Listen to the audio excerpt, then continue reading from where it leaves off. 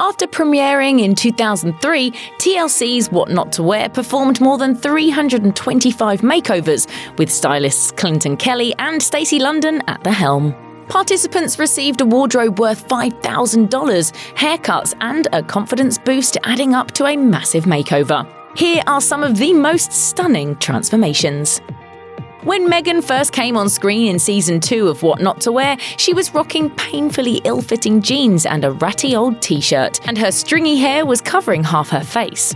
Stacy and Clinton were shocked, and they set out to make the 20-year-old musician look more her age without losing her signature effortless style.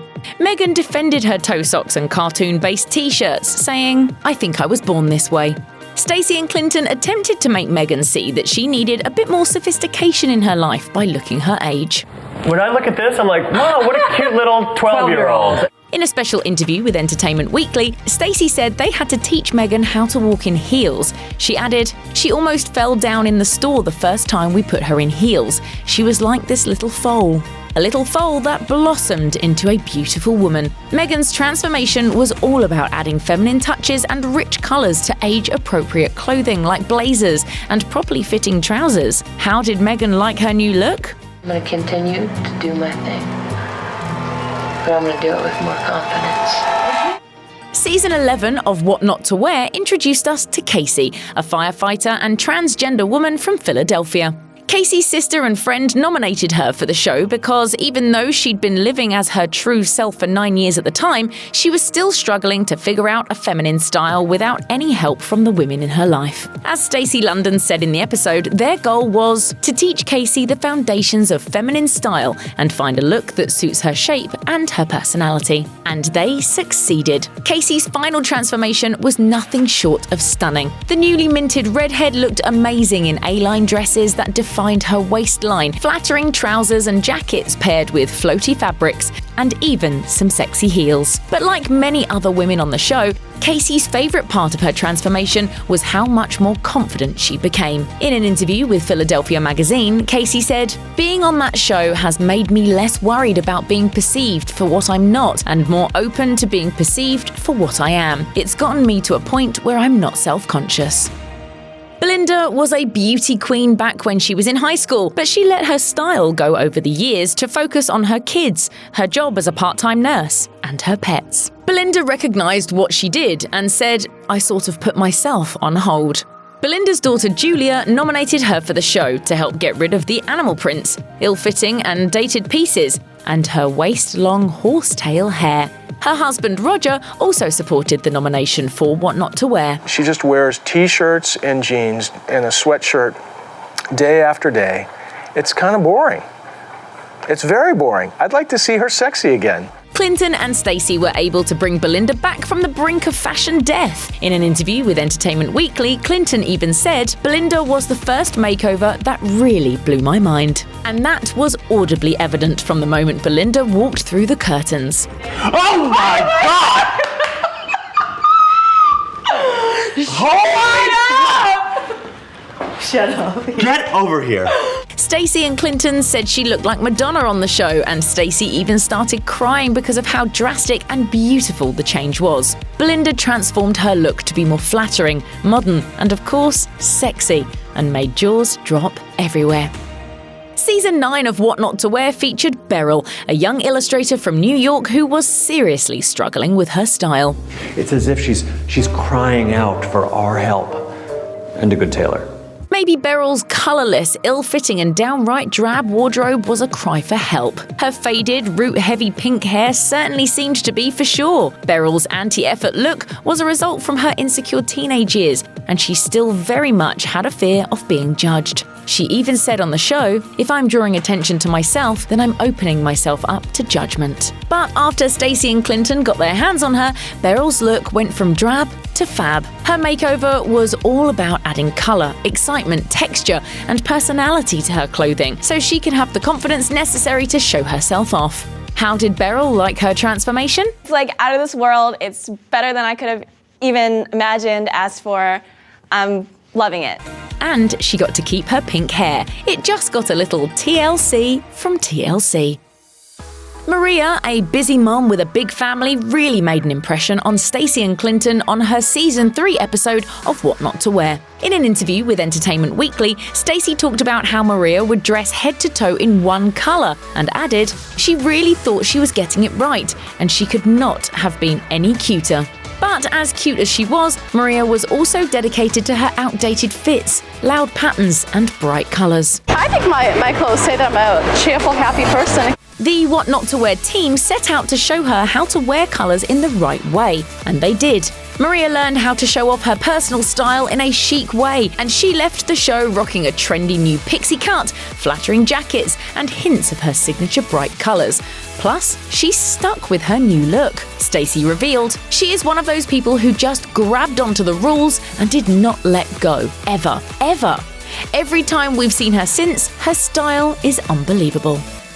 Sunny, an aspiring actress from LA, was on Season 6 of What Not to Wear because of her love of wearing fairy wings in public on normal, non-Halloween days. My style is very girly, and I'm like obsessed with fairies and glitter and pink. Despite how happy she seemed in her fantasy-based clothing, Sunny's friends nominated her to bring her style out of the fairy forest and into the real world. Part of the process involved taking a look at the participants' entire wardrobe and getting rid of most, if not all, clothing, which proved to be difficult for Sunny. This is such a part of me, and if we're gonna do it, we should just do it.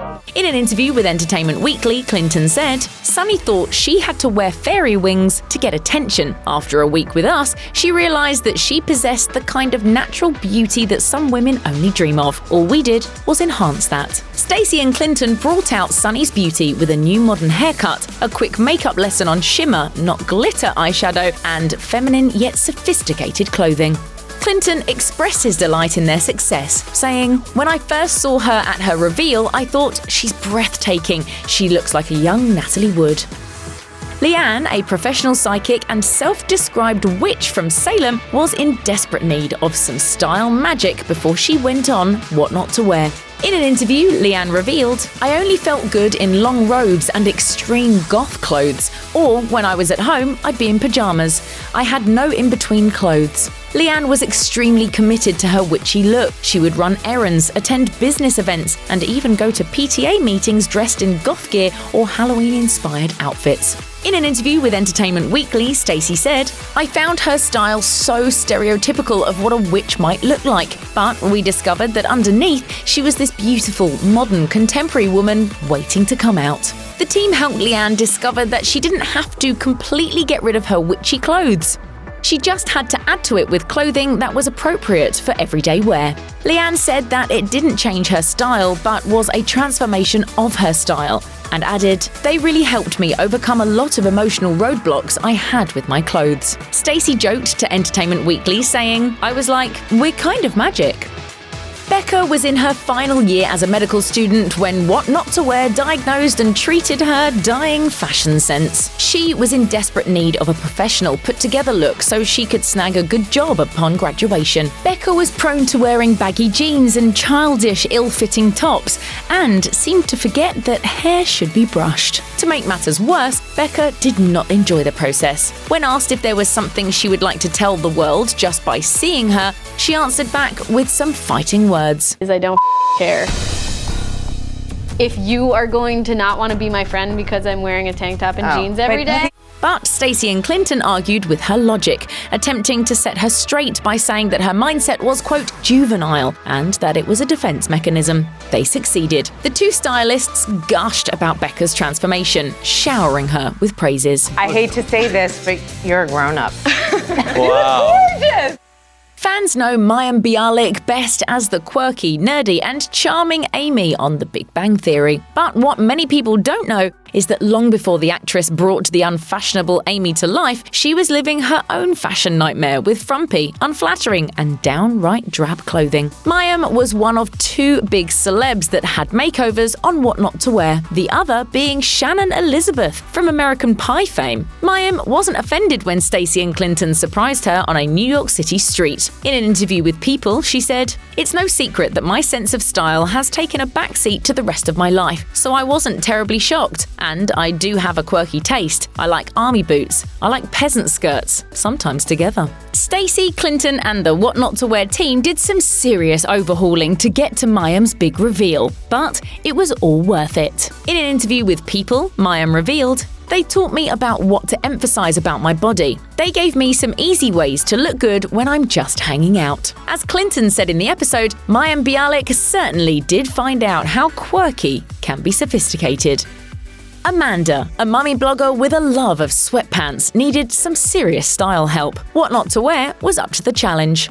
But this particular makeover, though it did involve new clothes and hair, was more about making over Amanda's self-esteem. The only time I waste time thinking about myself is if I'm thinking something that I need to do differently. She went on to say that she'd never thought of herself as beautiful. Heartbreaking as that statement was, Stacy and Clinton were able to turn things around and reveal the gorgeous woman that was always there. What Not to Wear showed Amanda how to own her body, rock properly fitting clothes, and be her best self every single day. And she's kept it up. As seen on her Instagram, Amanda still wears makeup most days, has a similar lovely hair color, and follows the style rules Stacy and Clinton taught her. In fact, she refers to her time on What Not to Wear as the single most amazing experience I've had outside of birthing children.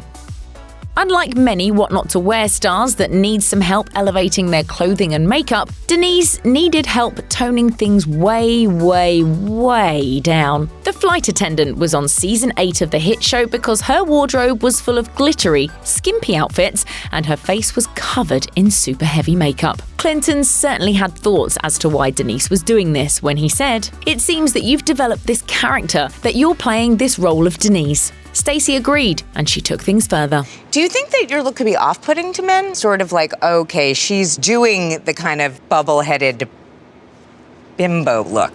The What Not to Wear team's goal was to help Denise hold on to her sparkle and goofiness while balancing it with sophistication, grace, and a little less glitter. And like always, they did a wonderful job. Stacy and Clinton guided the flight attendant to a more subtle sparkle that allowed her natural beauty to shine. Denise enjoyed her experience and said, "This process was amazing. I wouldn't take it back for anything." Michelle was just an average dog trainer before she appeared in season 4 of What Not to Wear. Well, maybe not average, as her style left much to be desired. She dressed like a grandma with loud, printed long skirts, oversized tops, and a long, tangled mop of hair that was rarely combed. Her excuse?